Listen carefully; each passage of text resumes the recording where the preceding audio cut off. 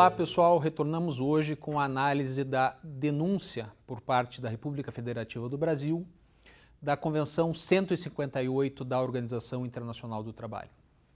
Este caso, conforme vocês podem acompanhar aí na tela, ele versa sobre o voto do ministro Joaquim Barbosa na ADIM, Ação Declaratória de Inconstitucionalidade 1625, dígito 3.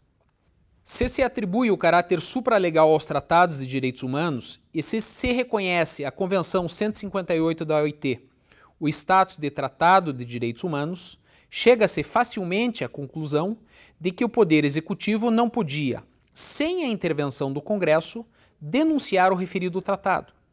Isso porque estar-se-ia permitindo que uma norma de grau hierárquico bastante privilegiado pudesse ser retirada do mundo jurídico sem a intervenção de um órgão legislativo. Mais que isso, estar-se-ia permitindo que o Poder Executivo, por sua vontade exclusiva, reduzisse de maneira arbitrária o nível de proteção de direitos humanos garantido aos indivíduos no ordenamento jurídico nacional. Então vejam, a Convenção 158 da OIT, ela tem uma história de idas e vindas dentro do nosso ordenamento jurídico. É importante destacar que na década de 90, o Brasil ratificou a Convenção 158 da OIT, uma convenção por muitos incompreendida, e que prevê, dentro da despedida sem justa causa, dentro da despedida imotivada, a necessidade que o empregador justifique ou fundamente essa dispensa. A Convenção 158 da OIT, contrariamente do que muitos entendem, não teria acabado com a despedida sem justa causa, mas simplesmente tornaria necessário a necessidade de se estabelecer o motivo. Assim como muitas vezes nós rescindimos um contrato de locação, contrato de compra e venda, um contrato em que se estabelece uma relação comercial em que muitas vezes é necessário a motivação, uma justificativa, dentro do direito do trabalho, a Convenção 158 da OIT tem essa finalidade, justamente com o objetivo de se evitar uma perseguição ou uma discriminação do empregador em relação ao empregado. Muito bem, esta Convenção 158 da OIT, que lá na década de 90 foi ratificada pelo Brasil, ingressou no nosso ordenamento jurídico com o grau de hierarquia de lei, causou toda uma insegurança dentro da Justiça do Trabalho, porque durante o período de sua vigência, houve uma avalanche de processos em que os advogados postulavam uma indenização com base na violação aqui aos preceitos da Convenção 158 da OIT. E os juízes, não sabendo como julgar, deixaram os processos paralisados. Muito bem. Assim como essa convenção foi inserida no nosso ordenamento jurídico, sem o maior debate, do dia para a noite também ela foi denunciada. Nós já vimos nas aulas anteriores que a denúncia, que dentro do nosso ordenamento jurídico é um ato de competência exclusiva do Executivo, e nada mais correto, que aquele que tem a competência para ratificar um tratado é o mesmo que tem a competência para denunciar. E como nós vimos, a denúncia é o ato através do qual o Estado ele manifesta a sua vontade em se desobrigar em relação ao cumprimento do tratado. O presidente da República assim o fez. Denunciou a Convenção 158 da OIT. Muito bem. Só que, posteriormente, houve o ingresso da ADIM 1625, dígito 3, que até agora não foi julgada. Nós temos aqui, em destaque, o voto do ministro Joaquim Barbosa.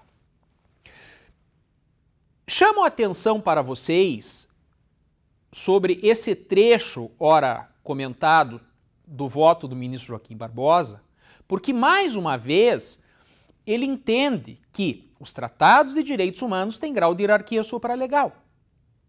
E mais do que isso, a própria Convenção 158 da Organização Internacional do Trabalho, que é uma norma de direitos sociais, é uma norma de direitos humanos. E por ser uma norma de direitos humanos, ela tem um grau de hierarquia supralegal. Agora, a novidade aqui neste voto, e é claro, esse processo encontra-se paralisado, essa DIN ela está paralisada, é que, pela tese do ministro Joaquim Barbosa, ele defende que, muito embora a competência para a denúncia de tratados, a competência para a denúncia dos tratados de direitos humanos seja do presidente da República, antes do presidente da República denunciar o tratado, torna-se necessário a prévia manifestação, torna-se necessário o consentimento do Congresso Nacional. Mas aí nós podemos perguntar o porquê desse entendimento. O porquê a necessidade, ou qual a razão da necessidade da prévia manifestação do Congresso Nacional, tendo em vista que, pela prática brasileira, né, conforme reconhece tanto a doutrina como a jurisprudência, a partir do momento que o Congresso Nacional, que representa aqui o aspecto democrático dentro desse processo de elaboração e vigência dos tratados, a partir do momento que o Congresso Nacional autoriza o chefe de Estado a ratificar o tratado, ele também confere poderes ao presidente da República para denunciar o tratado. Ou seja, a partir do momento que o Congresso Nacional autoriza chefe de Estado a ratificar o tratado, no mesmo ato, ele já autorizaria o mesmo chefe de Estado a ratificar, a denunciar o tratado. Lembrando que a competência para ratificar o tratado é do presidente da República. Agora, conforme reconhece o próprio ministro Joaquim Barbosa, ao trabalharmos com normas, ao trabalharmos com tratados de direitos humanos, esses tratados, eles têm um caráter especial. Esses tratados, eles têm um caráter diferenciado, porque, naturalmente, eles têm por objetivo proteger o indivíduo. Eles têm por objetivo proteger a pessoa humana. Então, dentro desse caráter, dentro desse viés democrático que nós temos dentro da nossa Constituição, em que busca aqui a participação da sociedade civil, nada mais legítimo, nada mais correto do que possibilitar a manifestação do Congresso Nacional de maneira a autorizar ou não o chefe de Estado a denunciar um tratado. Por quê? Porque, de acordo com o entendimento do ministro Joaquim Barbosa, se é mantida aqui a tradição, né, dentro do nosso ordenamento jurídico, no sentido de permitir única e exclusivamente ao presidente da República a denúncia do tratado, sem a prévia manifestação do Congresso Nacional, isto representaria uma concentração de poderes muito grande a um indivíduo, a uma pessoa, e que, eventualmente, poderia levar a um retrocesso nas normas dos direitos sociais. Quando nós falamos aqui em direitos sociais, nós temos o princípio do não retrocesso. Ou seja, aquelas normas de direitos sociais, aquelas normas de direitos humanos, que são incorporadas ao ordenamento jurídico, que são incorporadas ao patrimônio jurídico da pessoa ou de uma sociedade, não podem ser retiradas. É o princípio do não retrocesso. Então vejam, pessoal, o voto do ministro Joaquim Barbosa, pontualmente dentro do nosso curso, ele é importante por quê? Porque ele representa um marco aqui no entendimento da própria jurisprudência em relação a um questionamento, né, a um pensar dentro do direito internacional. Um pensar em relação à interpretação e à própria interpretação dos tratados de direitos humanos e a esse processo de elaboração e vigência dos tratados. Ou seja, no processo da denúncia, a necessidade da prévia manifestação do Congresso Nacional antes da denúncia do tratado por parte do Executivo. Mais uma vez, aqui demonstra-se a importância dos tratados de direitos humanos dentro do ordenamento jurídico brasileiro. Outro caso que merece análise, pessoal, é o polêmico caso do Mensalão, ação penal 470, Distrito Federal, julgado pelo Supremo Tribunal Federal, especificamente o voto do ministro Celso de Mello. Voto do ministro Celso de Mello que possibilitou aqui o processamento, o julgamento dos chamados embargos infringentes. Peço que vocês acompanhem aqui, pessoal, na tela, fonte extraída do site do STF, comentários do voto do ministro Celso de Mello à referida ação penal. O ministro Celso de Mello citou também corrente majoritária existente no Supremo Tribunal Federal, no sentido do caráter supralegal dos tratados internacionais a que o Brasil aderiu. Embora defenda pessoalmente que tais tratados, particularmente os voltados à garantia dos direitos humanos, têm força constitucional, ele disse que se submetia à maioria até agora formada na Corte, mas que esta permite uma interpretação no sentido de que, por exemplo, a Convenção Interamericana de Direitos Humanos, a que o Brasil aderiu em 1992, situa-se acima da Lei 8.038. Ele citou, no caso, o artigo 8º, inciso 2, a linha H daquele pacto, que assegura a toda pessoa o direito ao duplo grau de jurisdição, e, se condenada, o direito de recorrer da sentença a juízo ou tribunal superior. Do mesmo modo, segundo ele, o Brasil, ao ratificar o Pacto de San José da Costa Rica, admitiu reconhecer a competência da Corte Interamericana dos Direitos Humanos em todos os casos relativos à interpretação daquela convenção.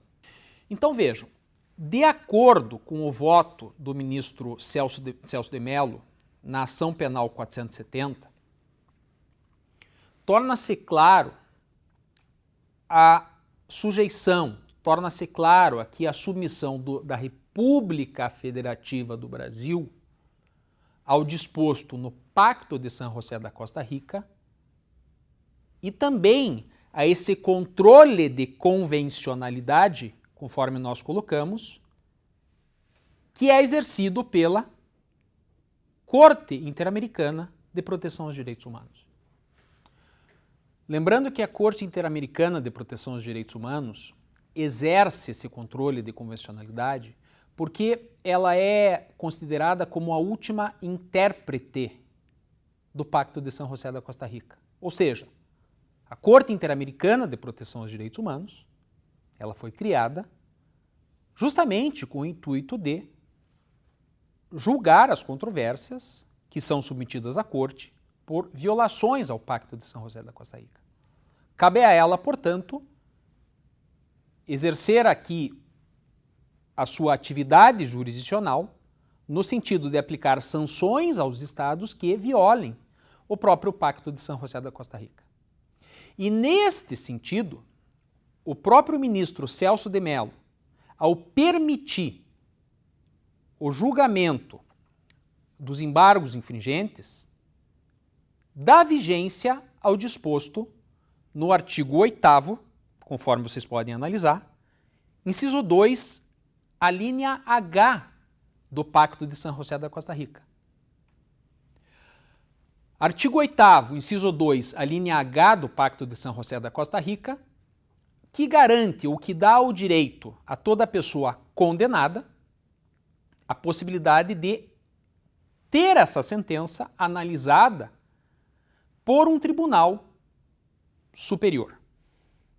Então, conforme vocês podem analisar, no texto, o indivíduo, se condenado, tem o direito de recorrer da sentença a um juiz ou tribunal superior. Se vocês se lembram, na questão da ação penal 470, havia a questão do foro privilegiado, ou seja, os chamados mensaleiros, eles foram julgados pelo STF, pelo Supremo Tribunal Federal. Tribunal, em última instância, em que não era possível o duplo grau de jurisdição. Então, o processamento dos embargos infringentes, analisado aqui dentro da ação penal, foi um meio, foi uma forma de dar vigência, ao artigo 8º, inciso 2, a linha H, do Pacto de San José da Costa Rica. Ou seja, o ministro Celso de Mello, ao permitir o julgamento dos embargos infringentes, aplicou o disposto no Pacto de San José da Costa Rica, artigo 8º, inciso 2, a linha H. Neste caso, o que fez o ministro Celso de Mello? Ou guardadas as devidas proporções, no caso do depositário infiel, o que fez o ministro Gilmar Mendes? Nos dois julgamentos, aplicou-se a Convenção Interamericana, a Convenção Americana de Proteção aos Direitos Humanos, deixando-se de se aplicar a legislação infraconstitucional. Ou seja, o que foi realizado aqui pelo Judiciário foi a aplicação do tratado de maneira a evitar a responsabilidade internacional do Estado. Ou seja, nestes casos, pode-se afirmar,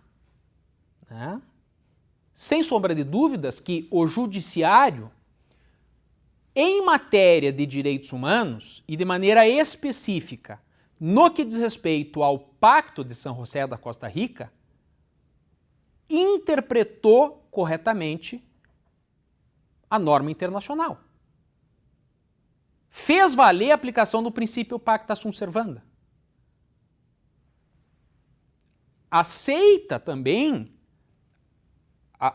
ao aceitar a jurisdição da Corte Interamericana de Proteção aos Direitos Humanos como obrigatória, aceita aqui a existência ou aceita a possibilidade desse controle de convencionalidade que é realizado pela própria Corte, a qual tem a legitimidade, muitas vezes, de impor sanções aos estados que violem com o Pacto de San José da Costa Rica. Agora, no plano interno, principalmente a partir dos casos do depositário infiel e do mensalão, nós temos o controle de constitucionalidade.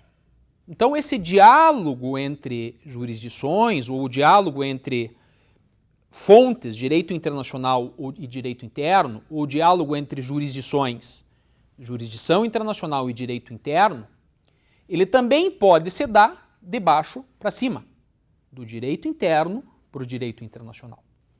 Então, aqui nós temos, para os constitucionalistas, o controle de constitucionalidade. Para os internacionalistas, nós teríamos o controle de convencionalidade.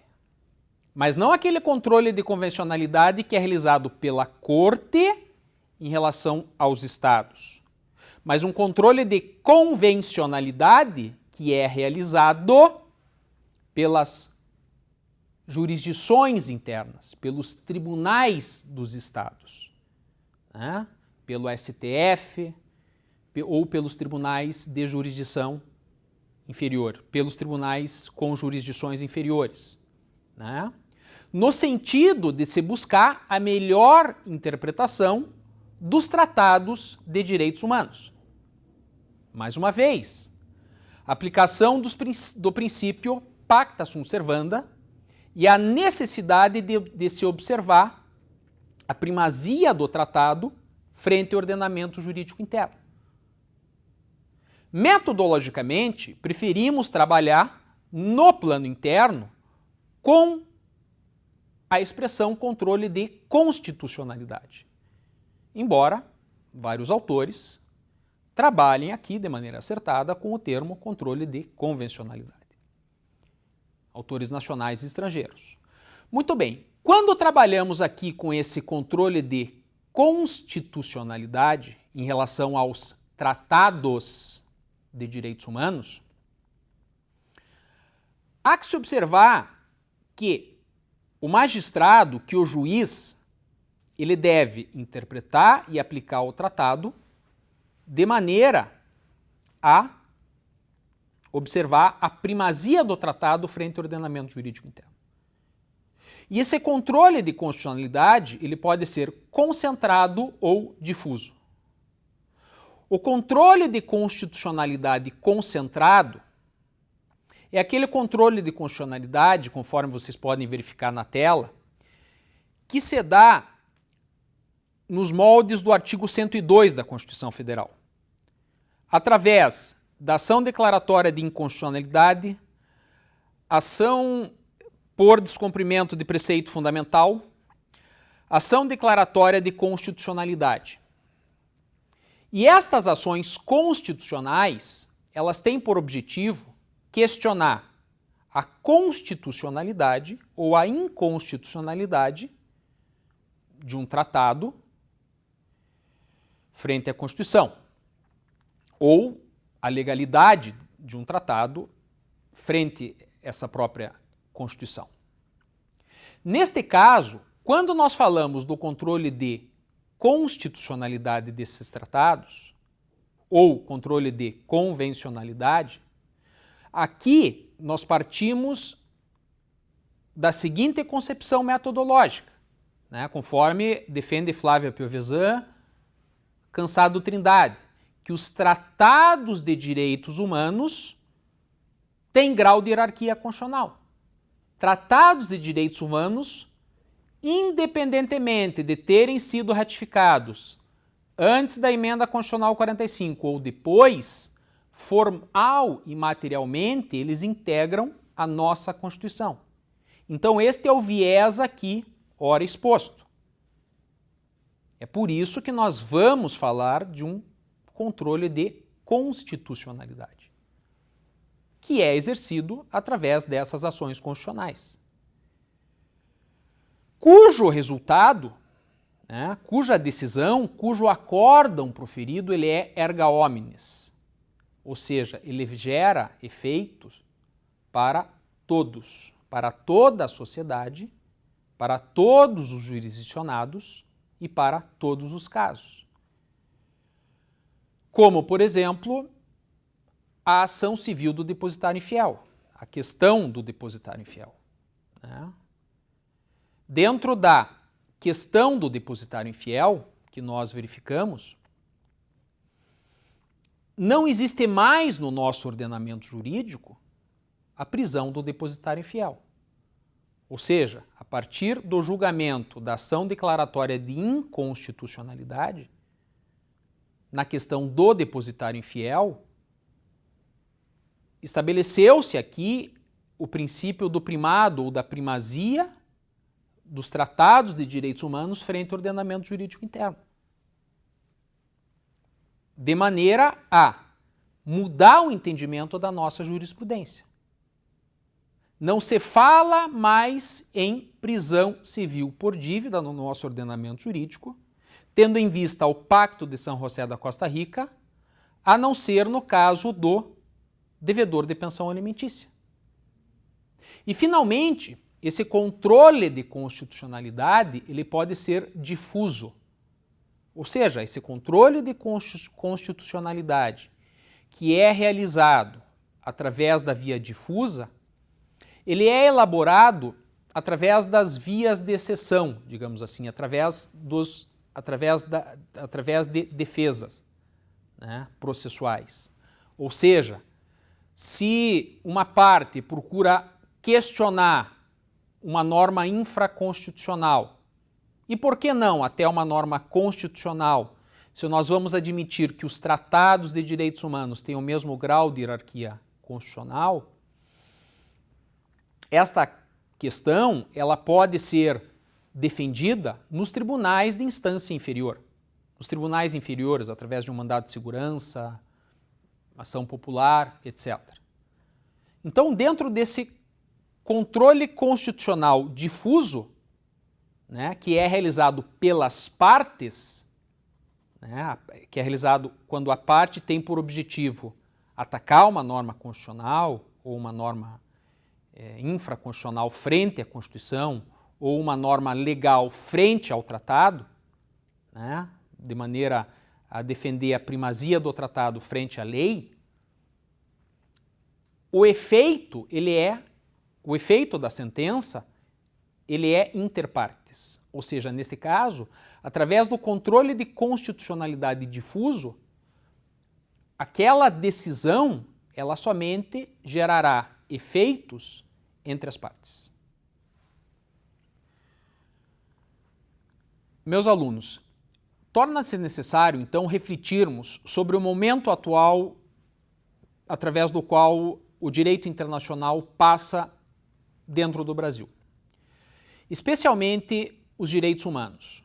Hoje, nós não podemos falar de direito internacional sem trabalharmos com os direitos humanos. Hoje, nós não podemos trabalhar com direitos humanos sem conhecermos o Pacto de São José da Costa Rica. Nós não podemos falar sobre Pacto de São José da Costa Rica sem defendermos aqui a aplicação do próprio Pacto de São José da Costa Rica e levar também aos juízes teses inovadoras que os obriguem, ao menos, a refletir sobre pontos até então desconhecidos. É nesse sentido que realiza-se o chamado diálogo entre jurisdições. E é especificamente neste ponto que eu guardo um principal questionamento, que eu trago para vocês um questionamento. Qual é a atuação de advogados, promotores e juízes dentro de um direito internacional do século XXI? Dentro de um direito internacional que deve ter por objetivo a promoção e a proteção da pessoa humana, tanto no plano interno como no plano internacional. É justamente com essa mensagem que eu agradeço a participação de vocês e me despeço até uma próxima oportunidade.